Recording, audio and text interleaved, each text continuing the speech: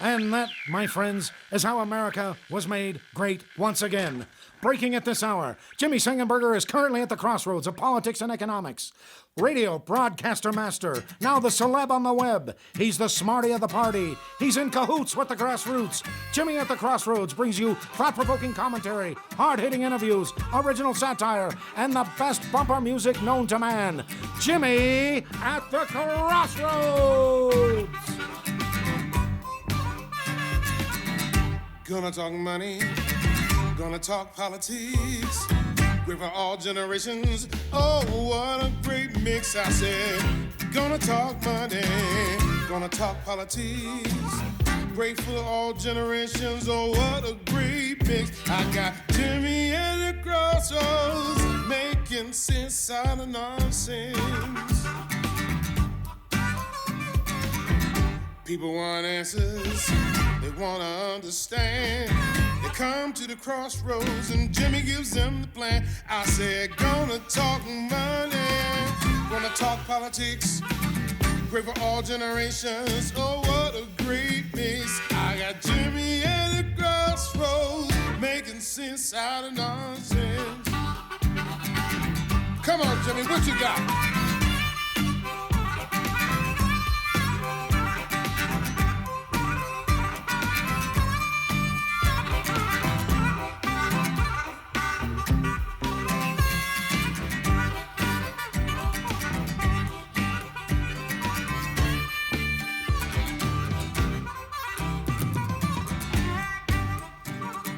Hello, my friends, and welcome to another edition of Jimmy at the Crossroads. I'm Jimmy Sengenberger, your host for the program. Once again, bringing you engaging, intelligent talk, sang style, in partnership with the Washington Examiner. And also, of course, as the great Biff Gore sings, doing our very level best to be making sense out of nonsense day in and day out. Thanks so much for joining us, being a part of the program. If you have not done so already, please do be sure to subscribe to the YouTube channel, youtube.com/Jimmy at the Crossroads. Also, don't forget to follow me on Twitter at Saying Center. That's saying with an E, not an A, center on Twitter. And of course, like the Facebook page too, Jimmy Sengenberger Media Personality, facebook.com/Jimmy Sengenberger Pro, and at jimmyatthecrossroads.com. That's your one-stop shop for our content, for the videos, for articles, and so much more. Be sure to check it out, jimmyatthecrossroads.com. And don't forget to like, subscribe, follow all those good things for our friends at the Washington Examiner on YouTube, Facebook, Twitter, and of course, at WashingtonExaminer.com. We got a very interesting show today. In just a little bit, we will be joined by Eli Bremer, who in 2008 in the Beijing Olympics competed as a modern pentathlete. And in recent years, he has become a very strong and fervent advocate for reform of the Olympics. We're going to talk with Eli Bremer about a new bill that just passed the United States Senate this week, spearheaded largely by U.S. Senator from Colorado, Cory Gardner, that will create a commission with actual teeth for reforming the scandal-plagued Olympics Committee and the Olympics writ large, which is important because the scandals are centered on abuse of athletes and children so much. We're going to talk with Eli Bremer about that, along with Judge Rosemarie Aquilina, who was the judge who sentenced Larry Nassar and has been a very strong and fervent advocate for this important Olympic reform legislation. Meanwhile, of course, the 2020 election cycle is heating up consistently as we're closing in ever more closely to the November election. And gosh, it's such a topsy-turvy environment. What are we to make of it all? Where do things stand right now? And how about some of the controversies between Joe Biden and Donald Trump running for re-election as president of the United States? Let's talk about it all with Ruben Navarrette, good friend of the show, syndicated columnist, rejoining us on Jimmy at the Crossroads. Ruben, my friend, welcome back. Good to be with you. Thanks, Jimmy. Good to have you, my friend. So let me just ask a broad question right out of the gate. Where does this horse race stand now that we are September, October, November, about 3 months away from Election Day, with ballots going out in just a matter of weeks in some states? Right. Yeah. So the conventional thinking before 2016 would have been that this is really Joe Biden's race to lose. So many polls this close to the election showing him as the front runner. President Trump can't seem to get out of his own way, continues to compound his mistakes and confound his critics and supporters alike. This would all be Joe Biden's to lose. However, this all changed in 2016 because, as you'll recall, Hillary Clinton had a lock on the election if you were to believe the polls. So I think the Trump supporters have reason not to get too worried or worked up because the polls have been wrong before. Trump voters have a habit of not telling pollsters what they really intend to do and do they want to do when they get in the polling booth.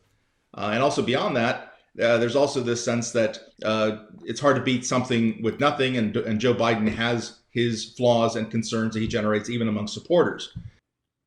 So if turnout and the Biden voters don't turn out as expected, then we could be looking at a re-election for Donald Trump. It's still, as they say, the nickel's still in the air. We don't know how it's going to turn out.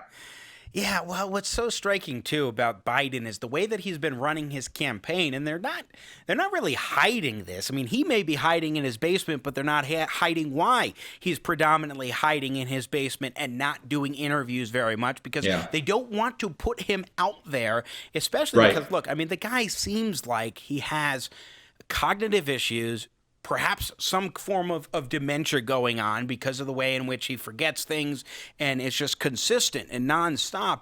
And I think that they want to just let President Trump keep speaking and saying things that just get him attention and make people scratch their heads about President Trump and keep Joe Biden hidden in his basement away from prying eyes as much as possible. Right.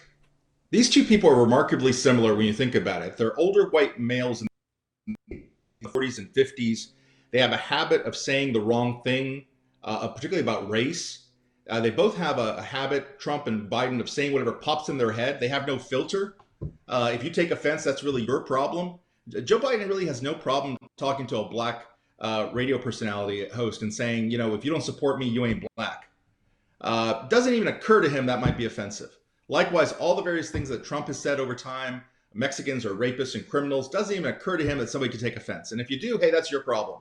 So these two folks were separated at birth, Joe Biden and Donald Trump. They are one and the same. And yeah, cognitive decline, it doesn't discriminate. It happens in the best of families and in both political parties. There are plenty of folks out there like Peggy Noonan, my friend at the Wall Street Journal, who called Donald Trump a crazy man.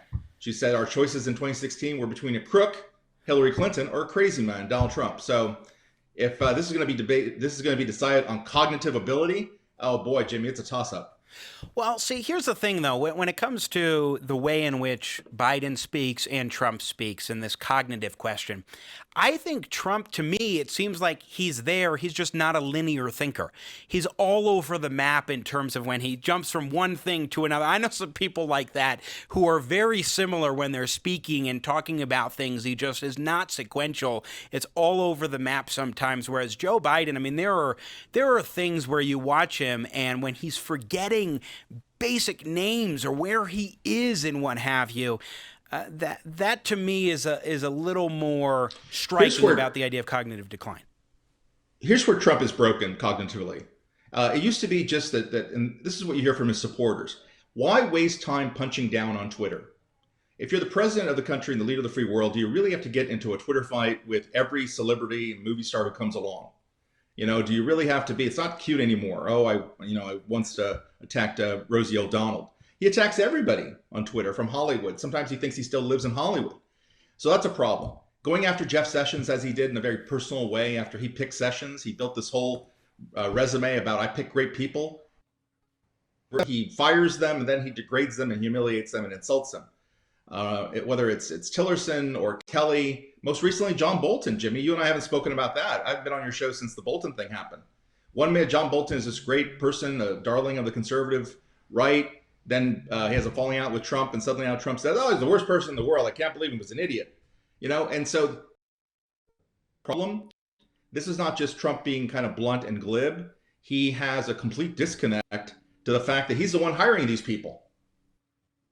Yeah. Well, something about, by the way, speaking of John Bolton, it was 2016, I think it was, or maybe it was 2017, that I introduced Bolton at the Western Conservative Summit when he was a featured speaker at the major conservative conference that takes place west of the Mississippi or outside the Beltway, which is Did he strike you as a squishy liberal? Did John Bolton strike you as a squishy liberal who doesn't Bolton like the strikes me as Republicans as a neocon through and through on foreign policy matters. Like he really does have his core beliefs in those areas. I agree. As to the political dynamics and other things, I didn't get enough of a one-on-one to kind of suss that out, but I do believe that he is a genuine hawk on national security issues, to be sure. But your point about tweeting, more and more I do see conservatives who are saying, like myself, who are supportive of President Trump and his re-election bid and say, we need him to stop the tweeting, because now it's getting too much. But especially, even if he was doing as much tweeting as he was last year, it would still be bad because he's running in a re-election fight, and the issues now are more serious with coronavirus, COVID-19, with the civil unrest and so forth than we were seeing last year. Right. I mean, he got into a Twitter fight with Jim Acosta. Here's a great example about how Donald Trump and Joe Biden are the same person. Donald Trump decided to spend the day attacking Jim Acosta at CNN, saying, oh, you're a fake reporter, because Acosta accused him of not understanding the coronavirus. Okay, so that's the big fight. I want to see that, right? And then I turn over to Joe Biden. I flip the channel, and I got Joe Biden, who's asked by an African-American journalist, has he been tested for cognitive decline? And Joe Biden says, what a ridiculous question. That would be like me suspecting you were using drugs. And so I'd ask you, are you a junkie? So let me get this straight. You know, on the one hand, you have, let's see, Trump picking a fight with a reporter. You have Biden accusing a reporter of being a junkie. Nobody is talking about the other guy. They're all fighting reporters. It's really hard to make the argument that these two people aren't much more similar than they are different. Ruben Navarrette, again, our guest, syndicated columnist here at Jimmy at the Crossroads. So in terms of Joe Biden, I mean, look, he's said a lot of things. You mentioned, referenced the "you ain't black" comment and "are you a junkie?" This is not the first time. You go back 2008 cycle in that time period when he was talking about you go up to a Dunkin' Donuts and a 7-Eleven, you have to have a slight Indian accent, you know, that kind of thing. This is not new for Joe Biden. How do the race issues, do you think, play out of Biden versus Trump? I mean, for those who are looking at both and saying, hey, I'm seeing some of these, at a minimum, you know, questionable racial things, is it a wash in 2020? For the last 5 years, I've chronicled 10 to 20 different instances where Donald Trump has said something racist about Latinos. I think Donald Trump, if he's not racist against Latinos, he at least knows how to speak racism. He is fluent in the nature of racism and the language of racism. If you are anti-Latino, Trump is your guy. At the same time, with Joe Biden, if you have problems with African Americans, I think you found your guy. Because Joe Biden, while maybe he's a racist, maybe he's not, I don't know. I'll say the same thing I said about Trump. Joe Biden is fluent in the language of racism as relates to African Americans. And in my column today, I detail at least 20 different instances going back to the Anita Hill hearings where Joe Biden has constantly said the wrong things when it comes to African Americans and dealt with them in a very insulting, sometimes racist manner. And the liberal media just shrugs it off and says, oh, that's Joe. He's crazy Joe. He says he's crazy stuff. You know, but again, apples to apples, Trump to Biden. You got two white guys who grew up in the 40s. They're both in their 70s. Each one has a problem with one group of racial minorities. They just happen to have problems with different groups. So let me ask you, as we're wrapping up here, Ruben Navarrette, about the conventions. I mean, this is a very strange year because we're coming upon, within the next couple of weeks, the Democratic National Convention and then the Republican Convention. Mostly electronic, over you know, over the internet, doing something like we're doing here right now. So what do you make of the convention dynamics, and also who do you think Joe Biden picks for his vice president? So I wonder what it does to our psyche that we've spent so much time on Zoom, you, me, and all America. This has now become very natural to us. If you now go from this conversation you and I are having, or the 10 to 20 Zoom calls people have every day when they're in business, and now we sub in, this other Zoom event, which is a Democratic or Republican convention, I used to have. Even if people tune in, it'll just become like another Zoom call for them. They won't be able to get the full effect. And certainly that's going to hurt both candidates. In terms of vice president, I would hope, I'm working on a column at the moment for USA Today. I hope that Joe Biden does not choose Kamala Harris. I think that would show that Joe Biden isn't paying attention to the police reform movement that we're all going through at the moment.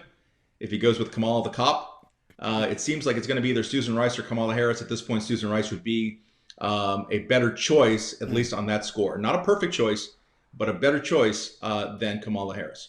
Yeah, it's interesting. I tend to think both of them have some very key vulnerabilities that we'll see. Absolutely. Whoever ends up being the nominee, and it could work to President Trump's favor in his reelection. But one thing I think about the rallies and about the conventions in terms of the candidate that it hurts the most is Donald Trump.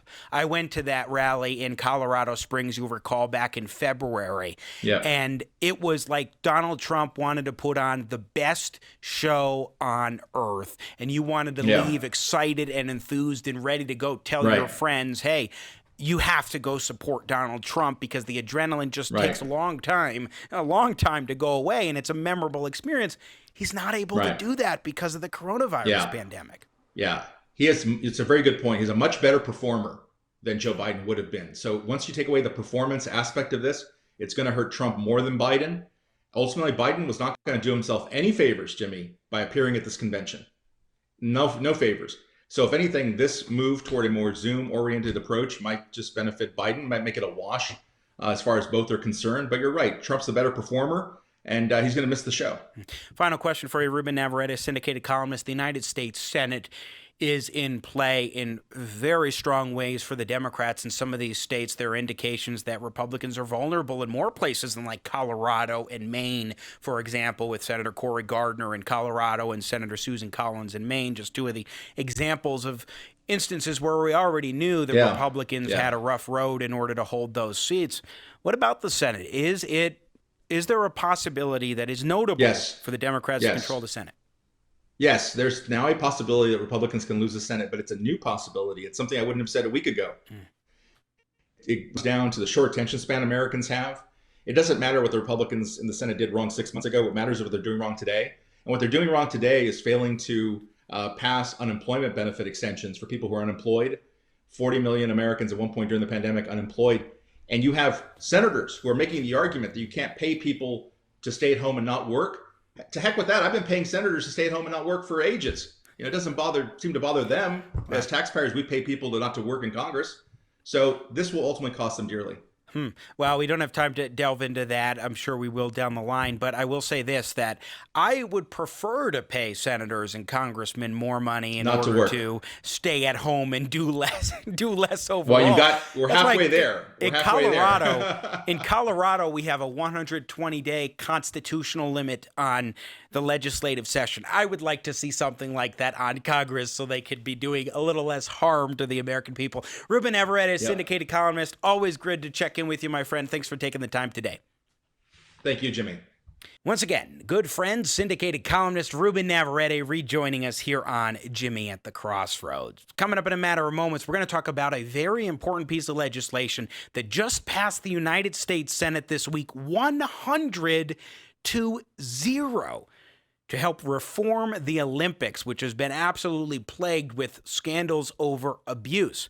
We'll talk about it with Eli Bremer, who in 2008 competed as a modern pentathlete in the Beijing Games representing Team USA, and the judge who sentenced Larry Nassar, the abusive gymnastics doc, Judge Rosemarie Aquilina, who's been a strong advocate of this legislation, along with Eli Bremer and so many others. You do not want to miss this very important and riveting conversation. Coming up here on Jimmy at the Crossroads, once again, in partnership with the Washington Examiner, I'm Jimmy Sengenberger.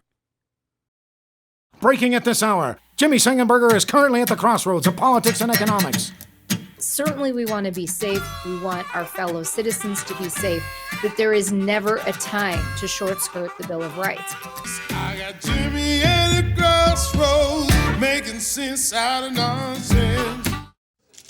Hi, Tom. Gee, you look terrible. I feel terrible. Achy, fevery, nauseous. Ooh, that's too bad. You ought to... Chills, stuffiness, bloating. Yeah, Scratchy, gassy, drippy. I know. Say, Tom, you should try Wear-a-Flu. Wear-a-Flu? Weraflu is the only medication that actually takes your flu symptoms and hides them at various places inside your body so that by the time your body finds them all, your flu is gone. In the meantime, you're back to work. You were right, Ed. Weraflu lets me ignore my flu symptoms and gets me back to work. Thanks. Yeah, and thanks for coming in and infecting the rest of the office. Come out wherever you are with Weraflu. Take as directed. And now, the further future adventures of Starship Winkler. Thanks for coming to this medical convention with me, Captain. You're a true friend. You promised there'd be green women. Well, I'd like you to meet some of my colleagues. This is Dr. Scholes, podiatrist. How do you do? And this is Dr. Pepper. Gesundheit. Oh, and here comes Dr. Phil. He's a psychiatrist. Well, every pancake has two sides. And You're right, Doc. He is boring. I'm right here. And this is Dr. Spock, child psychologist. Goodgy. And of course, this is Dr. Octopus. Oh, hello. How do you do? How do you do? Hi, give me 5. Pleased to meet you. Give me 5. How do you do? You do. So, Doc Ock, what's your field? I am a proctologist. Oh, I wish I hadn't shaken all 8 hands. Well, did the captain bring enough hand sanitizer? Tune in next time when we hear... And this is Dr. Quinn, medicine woman. Finally, a woman. Hey, how are ya? Hey, how are ya? Hey, how are ya? Ugh. On Starship Winkler. America's politics are crazy. The culture is in flux. That's why we work hard to help you keep up. More politics, more culture, and more access. We focus on the biggest stories of the day with some of the biggest names in politics and punditry. Go to our website, WashingtonExaminer.com. Subscribe to our YouTube channel. Be sure to follow us on Facebook, Twitter, and Instagram.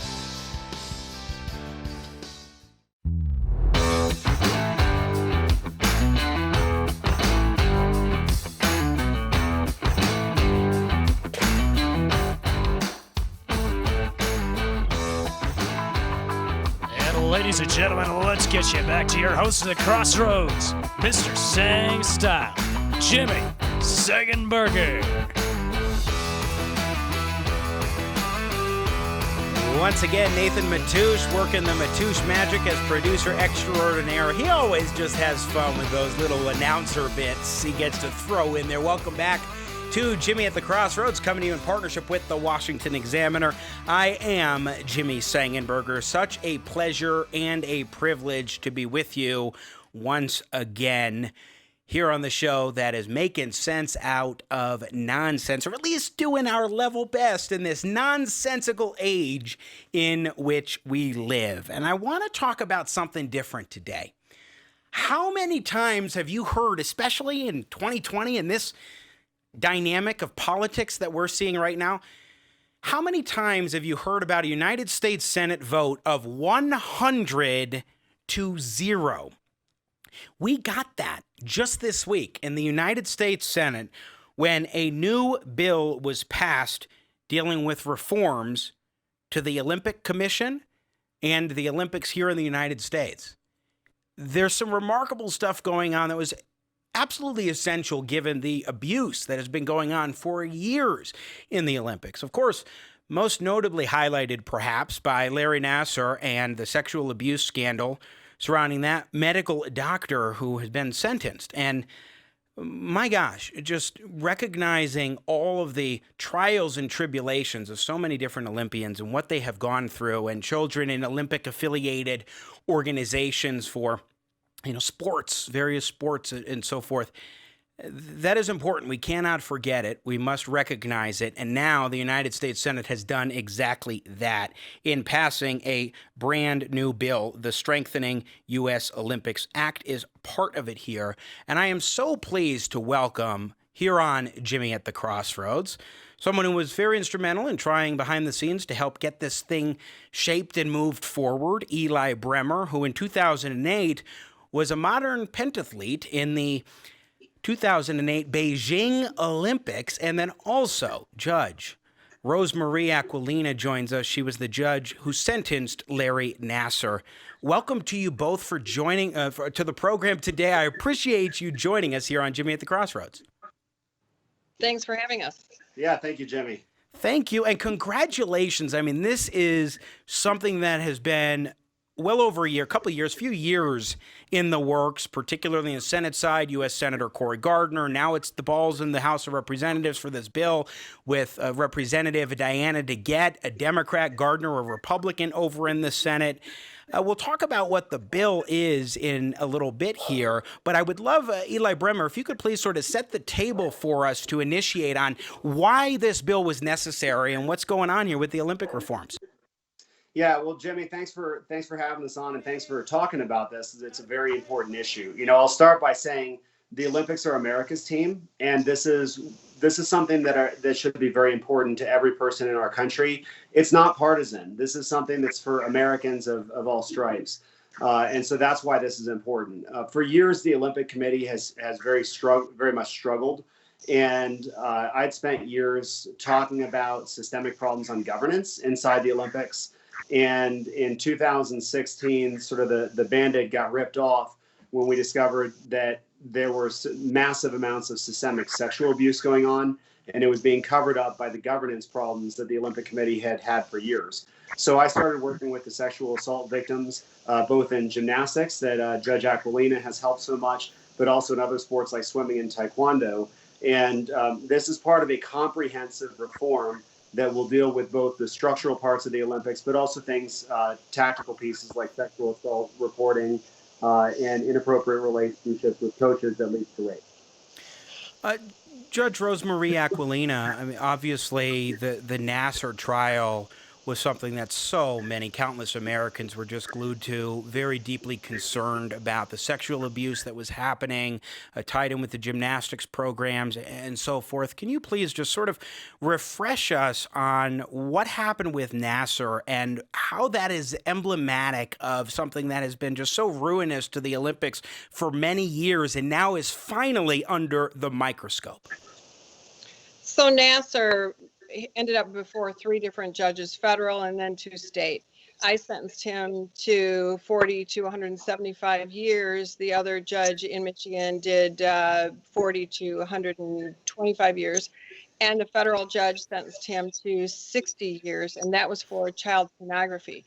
What has happened in the cases that were in front of me shows this culture of silence that Eli has been fighting against, the sexual assault of athletes, and what he did under the guise of medical, without permission of parents, without knowledge of anyone, without gloves, without lubricant, groomed everyone to believe that this sexual act, placing his fingers in young girls' vaginas, in some cases over 800 times, was medical treatment, when in fact it was not treatment. It was grooming the world to believe he was the best, he was the only, and it was medical. And it was very harmful to these women, and they will have now a lifetime of healing, which is why this legislation is so important, because it finally places the athlete over money and medals, and it gives accountability, voice, and protection. And as Eli said, it's fabulous for the United States, but we are always the leader, and this is happening all over the world. So finally, this is a step to not just change the United States, but the world. Eli Bremer, one of the things that the judge just pointed out was this culture of silence, and I'd like for you to expand upon that a little bit, because whether it's sexual abuse or other kinds of abuse, there was a culture of silence going on in the Olympics for many years where this kind of abuse would happen and it would just be swept under the rug. People wouldn't speak about it, and it took a very concerted effort. I think that, of course, with Larry Nassar, that helped to bring a lot of attention to some aspects of the issue. But even after that, you guys still had to, you and so many other former Olympians had to do a heck of a lot of work in order to draw attention and say, this is much bigger than just one man. Absolutely, and I'll take issue with your use of the word "was" a problem. This is still a problem. And I've received threats. My family's received threats, very, very overt, for speaking out on these issues. But it's important because this is a $250 million entity that is a government-sanctioned monopoly. It's granted a charter by the federal government, and it's been run like a private club. And so we need to expose what's been going on. There needs to be a broad cultural change. And that's a huge issue that will still need to be undertaken because it definitely is not there yet. I got a call just a few days ago from an athlete who had been effectively accosted for speaking out and was told your position's in threat for speaking out on an issue that was very germane. It had directly to do with athlete abuse. And so it's still alive and well today. And our hope is that as Senate Bill 2330 now moves to the House and then gets implemented, we have this Olympic Commission that'll take effect. I really hope we're able to really go through and gut the system and change the culture. Eli Bremer, I appreciate your yeoman's work on this and so many others who really worked together to make this happen. 100-0 in the United States Senate. Judge Rosemarie Aquilina, who again presided over the sentencing of Larry Nassar in 2018. I want to put up a little bit of video, at least in the background, of in 2019, so just last year, there was a press conference, which I was so pleased to be able to attend, where we had a number of former Olympians together to talk about the need for reform. There you are, Judge, speaking to the group. It was such a profoundly impactful moment for me because this wasn't something that I had followed very closely. And yet when I was there hearing so many different stories presented about what kind of abuse had been, and as Eli pointed out, is continuing to go on, it was shocking to me. And I know that you felt so passionately to get out in front as well at this press conference, which is when Senator Cory Gardner, the lead sponsor in the Senate, and U.S. Representative Diana DeGette were announcing Representative DeGette's signing on as a lead sponsor in the House of Representatives. But I would like for you, please, to just share sort of why this is so important from your standpoint and why you were there at the press conference and have been an advocate for this reform legislation.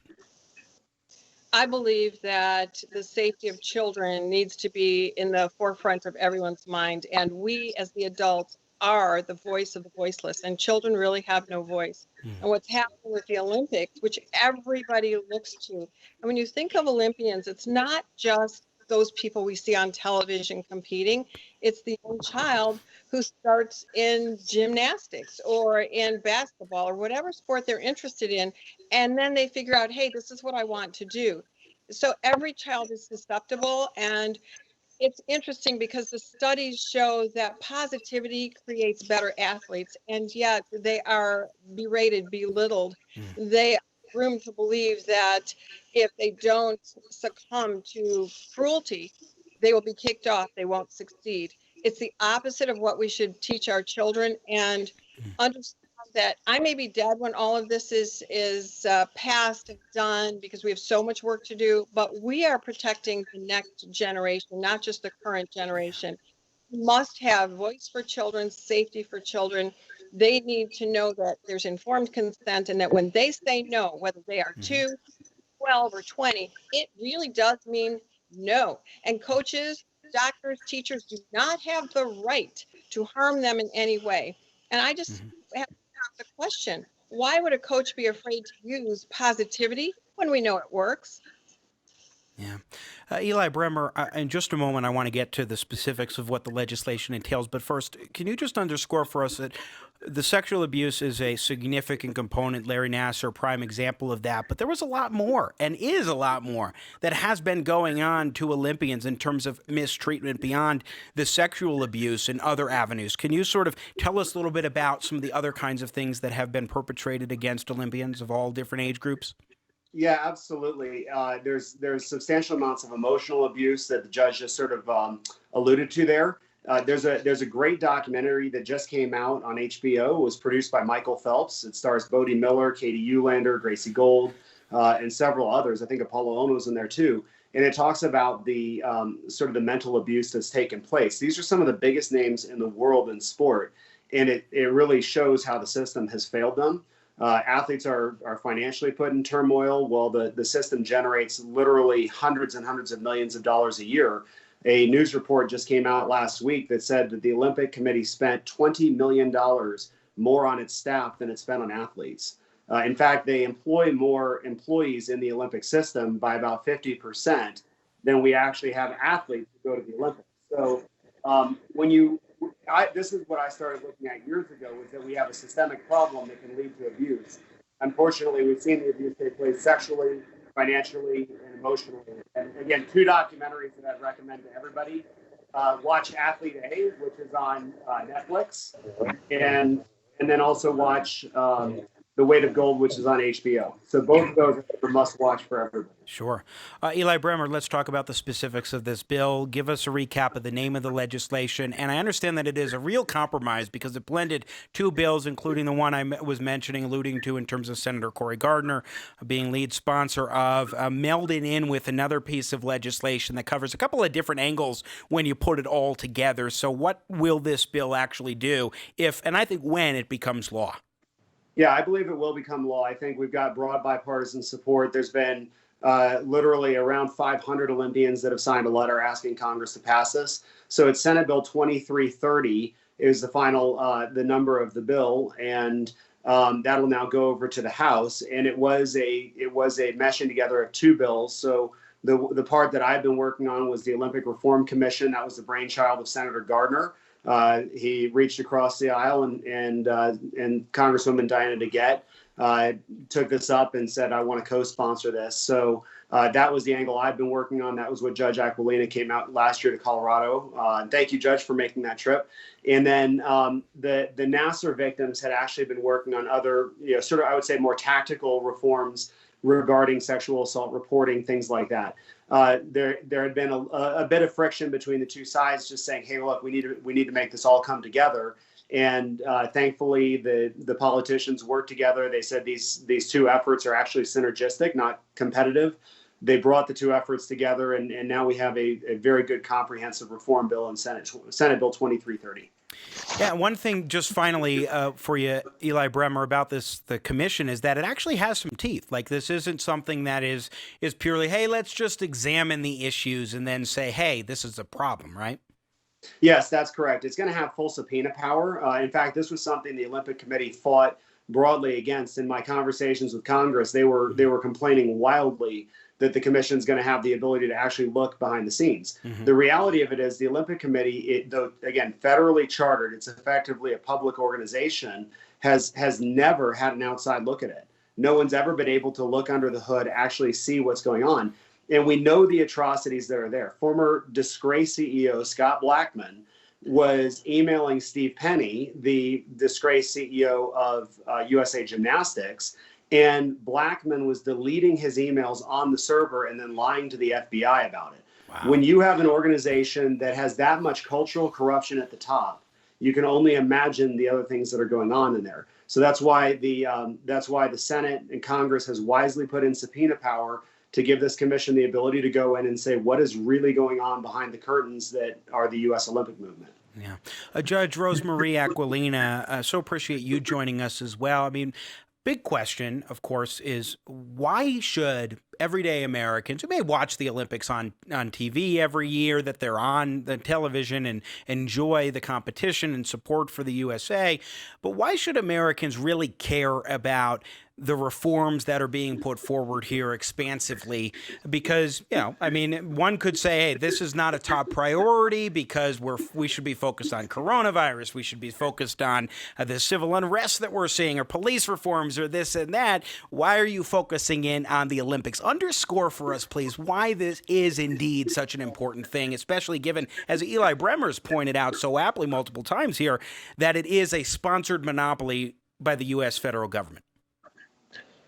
Anyone who enjoys the Olympics should know that this sexual abuse, physical abuse, emotional abuse is more epidemic than the coronavirus. And it has been going on for a long time. So if you enjoy the Olympics, can you really sit at home comfortable knowing that those athletes that you're enjoying got there by being abused? If we support the Olympics, we must support this bill. We must tell the sponsors who are supporting the Olympics, do not support the Olympics until and unless there is meaningful change to protect athletes. Then we will really have a much better Olympics, because every athlete will do better. Positivity gets positivity. This torture that they're going through, we have athletes dying. There was just an article in Boston, 2 young girls committed suicide at the hands of a terroristic kind of coach. They couldn't take it anymore. How many more suicides? Can you really enjoy the Olympics knowing this is going on? I think not. I can't. I want to know they're safe. And to that point, Judge Aquilina, I mean, the Olympics is one of the many different battlegrounds, shall we say, for this kind of abuse that is happening against young people in all different sectors of life. Exactly. It happens. And we've got to flip the script. Safety has to come first over money and medals at every single level, and especially at the highest level of the Olympics. And why can't we be the example for the world? This bill is a great start. We need to have it passed in the House. We need to tell Trump to sign it. No conversation, just get at the table and sign it. It is needed now. Well, it seems like we're on track for that, especially when you get 100-0 in the United States Senate. And a final word to you, Eli Bremer. I want to put up a picture. This is 2008. Eli Bremer competing in the Olympics as a modern pentathlete. And from your personal standpoint, you competed in the Olympics 2008 in Beijing. You have so many friends from when you were there and also since then that you have befriended all across from all different brackets of age, from all different time periods, competing in the Olympics for Team USA. What does this mean to you personally? Said, we don't have to have an abusive environment. It actually hurts our athletic performance. And every top tier athlete will tell you that. So knowing that many athletes have gotten there and are broken and hurt through the process is, to me, it's very saddening because I've seen that. I've known the athletes who have committed suicide over this, and every single one is a travesty. And so I think the judge is correct. We should be a worldwide leader on this. We need to change the culture. We need to say, like she said, positivity. There's no reason to have abuse. There's no reason to teach kids through an abusive method. I will tell you, as a former number 2 athlete in the world, abusive coaching does not get you there. Positive sports science, technology, things like that can actually help an athlete out. That's what gets you there.